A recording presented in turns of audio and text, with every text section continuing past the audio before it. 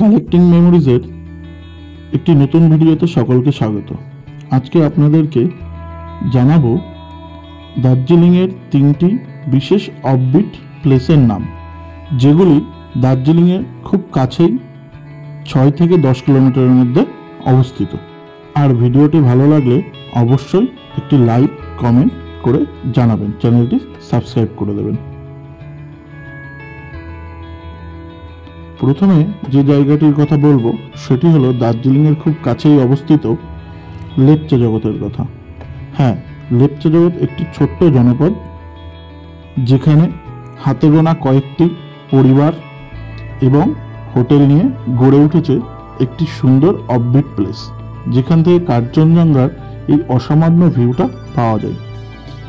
যেখানে ভোরবেলা উঠলে একদম মন ভালো করা একটা কাঞ্চনজঙ্ঘার রূপ দেখে আপনার মনটা ভরে যাবে এবং সেখান থেকে সোনালি কাঞ্চনজঙ্ঘার যে রূপের দর্শন আপনারা পাবেন তা সারা জীবন মনে থাকবে। একটা সুন্দর পাইন বনের মধ্যে দিয়ে যেতে হয় লেপচা জগতের ভিউ পয়েন্ট, যেখান থেকে কাঞ্চনজঙ্ঘার এরকম রূপ দেখতে পাওয়া যায়। এবং এই রূপ দর্শনের জন্য আপনাকে, যদি আপনি পছন্দ করেন অফবিট প্লেসে থাকতে, তাহলে আপনাকে আসতেই হবে লেপচা জগতে।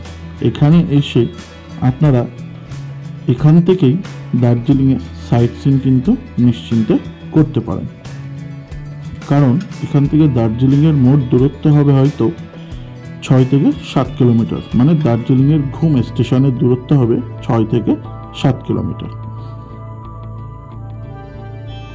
এরকম পাইন বনের মধ্যে দিয়ে ভিউ পয়েন্টের একটা রাস্তা, তো সকালবেলা ঘুম থেকে উঠে এই পাইন বনের রাস্তা ধরে ভিউ পয়েন্টে আসতে বেশ ভালো লাগবে। এবং এইটা হলো সেই ভিউ পয়েন্ট যেখানে ভোরবেলা থেকেই যারা কাঞ্চনজঙ্ঘা দর্শনের জন্য নর্থ বেঙ্গলে বা দার্জিলিংয়ে আসেন, এই সমস্ত জায়গায় ভিড় করেন। দার্জিলিং থেকেও অনেকেই এইখানে সকালবেলা বা ভোরবেলা কাঞ্চনজঙ্ঘার দর্শন করতে আসেন। আমরা এখানে গিয়েছিলাম নভেম্বর মাসে এরকম ভিউ আমরা পেয়েছিলাম। এই ভিডিওটা মোটামুটি ভোর 5টা 10-15 নাগাদ তোলা। এরকম সুন্দর পাইন বনের মধ্যে দিয়ে পথ, এই পাইন বনের মধ্যে ফটোগ্রাফিটা কিন্তু বেশ ভালোই হয়। লেপচা জগতের এই পাইন জঙ্গল একটা বিশেষ আকর্ষণ। তাছাড়া বিশেষ কিছু এখানে নেই, অফবিট প্লেস একদম সম্পূর্ণ নিরিবিলি। তো যারা একটু নিরিবিলিতে থাকতে ভালোবাসেন তাদের জন্য একটা আদর্শ জায়গা হতে পারে।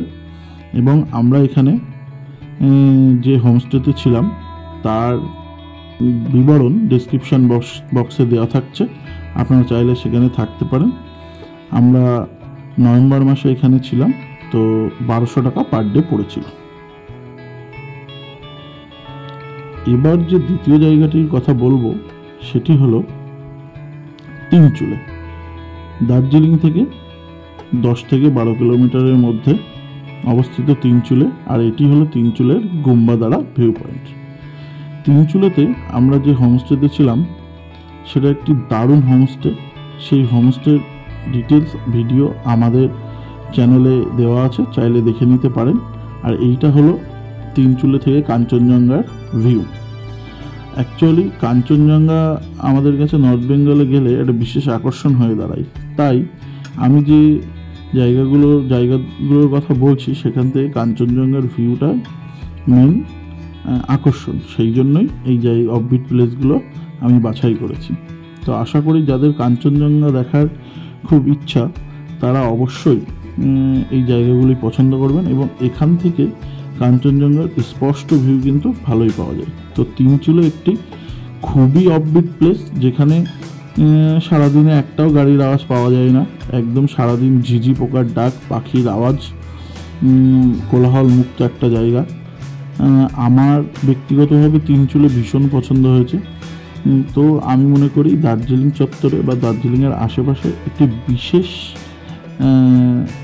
অফবিট প্লেস যদি বলতে হয় সেটা হলো তিনচুলে, এবং আমরা ছিলাম তিনচুলের ভিস্টা রিট্রিট হোমস্টেতে।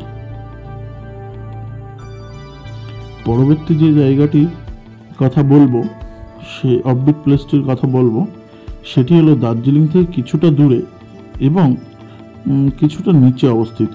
আমরা তো ছোটোবেলা থেকে শুনে এসেছি, বইতে পড়ে এসেছি দার্জিলিংয়ের কমলালেবু বিখ্যাত, কিন্তু সচরাচর দার্জিলিংয়ের আমরা যেসব ট্যুরিস্ট প্লেসগুলো ঘুরে বেড়াই সেখানে কমলালেবু কিন্তু দেখতে পাই না।